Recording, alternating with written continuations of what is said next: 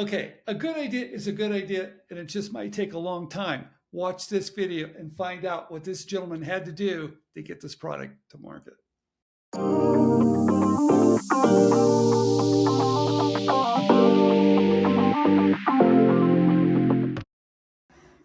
Okay, everybody, Stephen Key, inventRightTV.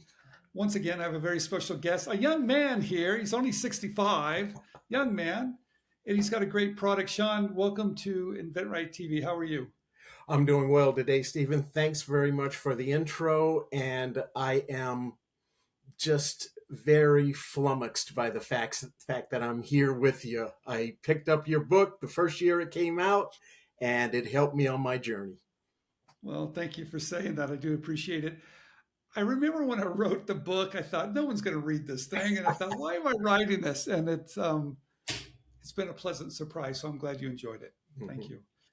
Okay, you've got a very interesting product. I looked at it closely, and it seems so simple, but nothing is simple.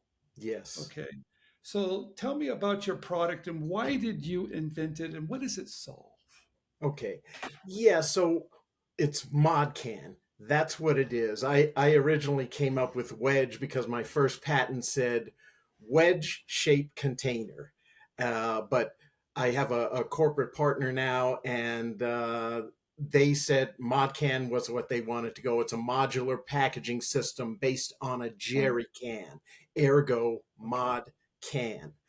And it was a 17-year journey for me. I was still working in corporate America when I started, so I couldn't spend full time on it. So I think about the first 6 or 7 years, I was working for somebody else, doing it as a night job, researching. And then I started my second business. So the idea actually came from my first business. I'm historically, I'm the overachieving guy, the A student guy. I went to college. I have a degree in chemistry with a minor in math. I did 6 years in corporate America as an analytical chemist before I started my own lab. Okay. And my partners and I made millions essentially testing dirt and water. So I had an environmental lab back in the 90s.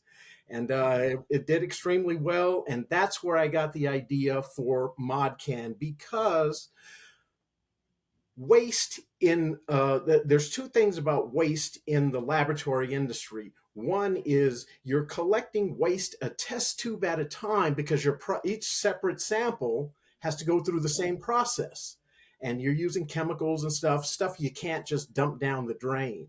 So I was an environmental guy before I was or while I was a lab guy. So I did it the optimum way. I would transfer small volumes of liquid into larger containers, put those containers in a drum, and get rid of it.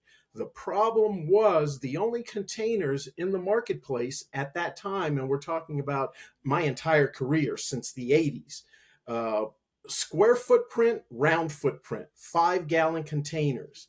Now, when you put those in a 55-gallon drum, the cylindrical drums that we see everywhere, only 4 will fit. That's 20 gallons out of a 55-gallon drum. That's 36% full. Essentially, people have been shipped for 40 years, probably been more than 50, have been shipping drums 2/3 empty and paying 500, 1,000, 3,000, whatever the market will sustain. I hated it because, I had to get rid of, we were a kind of small to mid-sized lab, and every drum cost me a minimum of $500. And of course, I was trying to fit as much as I could in there. As a younger guy, I would stand on top of that drum trying to shove that fifth container in there with all of my 140, 150 pounds back in those days. Of course, it didn't work, and because it's just the way it was back then. But now I designed a container where it's not a 5 gallon container anymore. It's a 3.75 gallon container, and instead of 4 fitting in a 55-gallon drum, 12 mod cans fit in a 55-gallon drum, and we're not using 36% of the drum anymore. We are using 82% of that drum's capacity. So from the standpoint of waste management, it does a lot of different things. And I could give you a dissertation on it, but that would run us well over the hour that we have. So I will say this, it's a lot more efficient, it's safer, and it's more sustainable. So that's the triumvirate these days as far as businesses go. You know, it's so amazing. When I first saw it, it's so obvious Yes. that those square containers were not going to fit in a round drum very well. Yes. And the way you designed it was like, well, that's designed for that drum. Absolutely. So why Absolutely. did it take, why hasn't anybody else figured that out? When was that aha moment go, I've got to redesign that container to fit that drum? Yeah, for me, it was so I did a bunch of research on my own before I even obtained the services of an attorney, and Okay. I would talk to all of my guys in the environmental arena, and several guys would say different iterations of this same phrase. Oh, I know there's not one out there because if it were out there, I'd be using it every single day. And so that's when I said, I got to do this because I had held that idea for a long time because, life goes on, right, Stephen? I had my first business and I'm working hard at that. I had 20-hour days in that first business and we did well. We made a lot of money, but nothing lasts forever. So when that cycle ended and I went back to the corporate world, I had a daughter at that time. And she was a Oh, little girl, and I'm like, she needs me. So let me make sure that I have a regular, stable job. Because as you know, the life of an entrepreneur is a lot of things. Stable, I would never, ever, ever use that word to describe it. So I was in a stable corporate job, worked that till 2015. I started my second company in 2014, and I did a bunch of research on my own because I'm a great researcher. I have to be because I was a chemist and I did a lot. I've done a lot of other things in my career, but the aha moment came for me when I did get my lawyer, and he was a guy in California. I live in California, so and I sent him my CAD diagrams and stuff because I didn't have, of course, a physical model at that time yet. I was working on a prototype, or someone was working on it, and I was paying them. And my lawyer said, "Well, I'll get my guys to work on it. I have a whole crew of research guys, and they're very good." And he said, "But I think this has been done already." And I already had a strong conviction that it hadn't been. I was right. And he said, "Well, Mr. Coleman," and this guy was an engineer from MIT beside being a JD. So he said, "This is the kind of stuff I love. This is real mathematics, geometry." And he said, "And by the way, no one else has this." it's So, and amazing. then we went from there, and I got my first patent in 2018, 2 or 3 years after I applied. Wow. Well, what's amazing, it's really math, isn't it, to get that design right to fit in there. Yes, sir. Now, okay, so you figured out the dimensions, you filed the IP. When do you build that first prototype, and how'd you do that? Yeah, I had two different companies. I was just researching everything on the internet. I found an engineer on some online marketplace. I found All right. all these different types of things, and then I found a bunch of companies that said they would do prototypes, but then when I approached them with my non-standard CAD diagram, they're like, "No, we don't want those kind of prototypes. We don't want these kind of prototypes," which were the same things that were on the market. I'm like, "I don't want that." So I had to dig and find someone, and I did find a company, and they weren't able to blow mold or rotomold or any of the other techniques. But what Okay. they did is they cut it into pieces. They cut the diagram into pieces, and then they manufactured each piece a certain way. I still don't. I don't recall how they did it. And then they glued them together at the end. ABS plastic, and that's all I needed because I didn't need it to hold water or do anything like that. I just needed it for the show so I could take it to people and say, "Hey, what do you think about this?" Oh, and I would carry, I had three prototypes and a 55-gallon drum in the back of my Nissan Versa. That's what I did. And I went out there and I knocked on doors and I talked to people, and eventually I broke through. You, But you, go ahead. you just get it. Once you see it, you just get it. Yes. Hey, how's your product doing? Do you wish you were selling more, getting wider distribution, even more funding? You can do it all at once with InventRight. We'll help you partner with major companies that have the connections, the cash, and the reach. And we'll help you do it faster and with less risk. Yes, faster and less risk. So visit inventright.com, click on Contact Us. We'd love to talk to you and explain more on how we can do this for you. This is our Gateway program, so make sure to ask about Gateway when you reach out. Now let's get back to the show. So, who does the manufacturing? Is that done here or overseas? Who does the manufacturing? Yeah, it's a subsidiary of my corporate partner. That's Greif Okay. Incorporated out of Delaware, Ohio. So right now we're being manufactured in Winnipeg, Ontario, at a site they wholly own. It was a site that had space. That's why it was selected. But now we're getting big enough to where we're going to go to somewhere else and make more. And, as we talk right now, the sales volumes are going up and up and up. And I love it. So, So, how'd you find your partner? yeah, that. So I found what the driver behind me finding my partner, COVID-19. Because like I said, I got the patent in 2018, and then my mission was to get it manufactured. Of course, I'm not a manufacturing guy. I got a lot of advice from people who knew that stuff better than me. And I looked at the blow molding platform, and I'm like, yeah, $50,000 for a mold? I don't think so. So I did it. My first containers were roto molded out of a place in Chino, California. And we had between 2018 and 2020, we figured everything out. We had a mold. We were producing containers, and I remember. I'll tell you, this is a neat story too, and I have pictures. I'll send them to you one day. But I probably sent them to you already. Like I said, I have a Nissan Versa. And these guys came out with my first 50 units that I had ordered, manufactured units. They were beautiful. I love them every day of my life.